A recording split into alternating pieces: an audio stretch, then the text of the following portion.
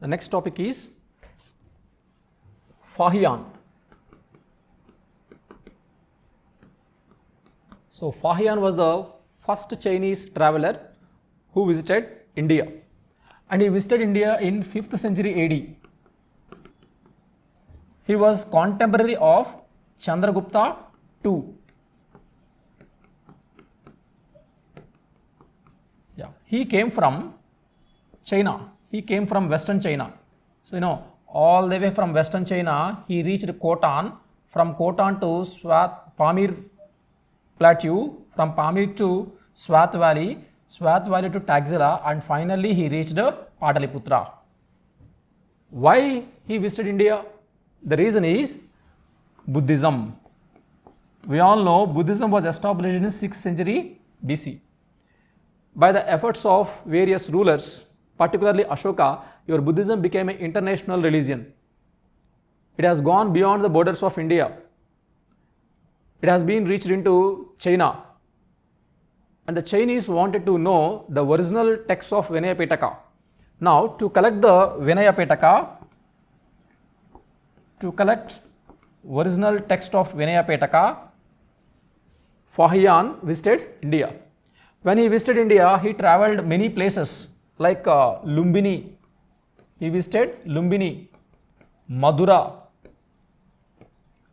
Shravasti, Banaras,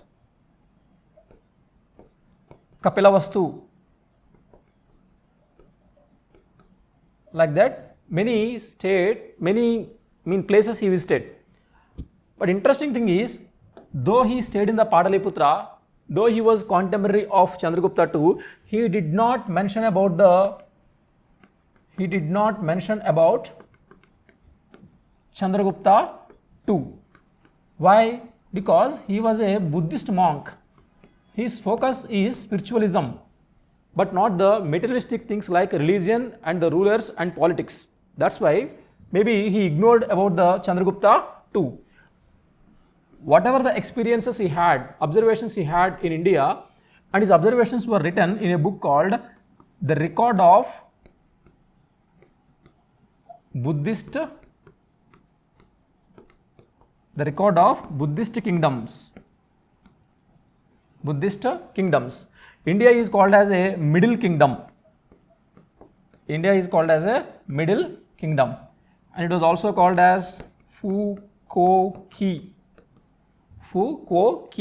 in Chinese. Now, to understand Guptan conditions, we must rely upon the Fa-Hien's text, the record of the Buddhist kingdoms. In his work, he described about the Pataliputra city, like the Megasthenes, and he was mesmerized with the beauty of the Pataliputra buildings. And he had seen such a massive and magnificent towers in Pataliputra.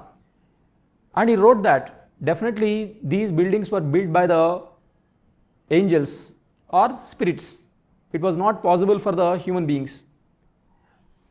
And one more thing is, he discussed about the nature of Indians. According to him, Indians were benevolent and righteous people. Pataliputra city, there are kings, moneylenders, rich traders.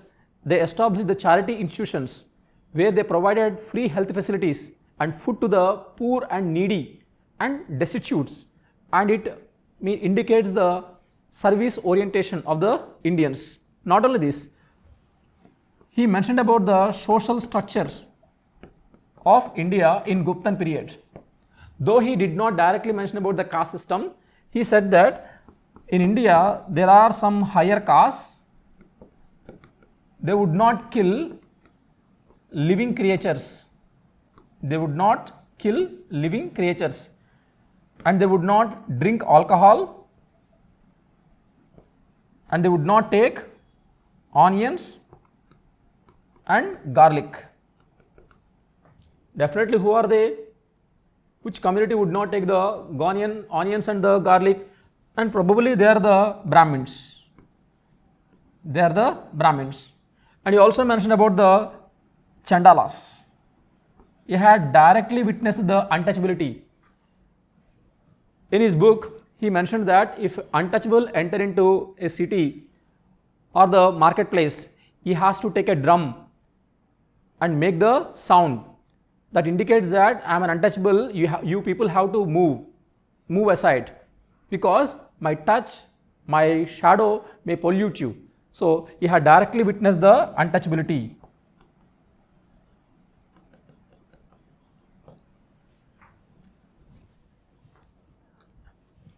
And he discussed about the rise of Buddhism. Rise of Buddhism. In Pataliputra, there are 2 Buddhist monasteries were present. But Madura in North India, it is one of the important center for Buddhism.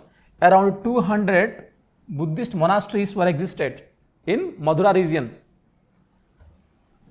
But glaring thing is, Guptan period,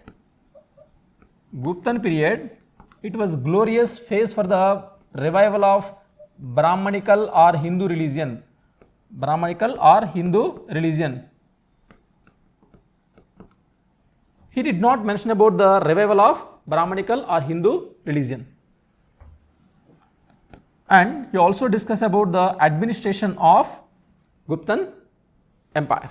So in his administration, the laws were mild. There was no harsh punishments for the criminals.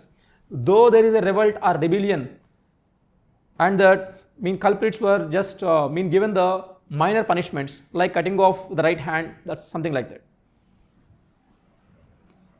And most of the revenue resource they have collected from the crown lands.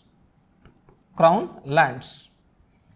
According to Fa-Hien, the trend of land grants was started. The trend of land grants was started. To promote the Buddhism, kings, moneylenders, traders and rich people, they donated wealth to the Buddhist sanghas. Okay, that's all about the Fa-Hien.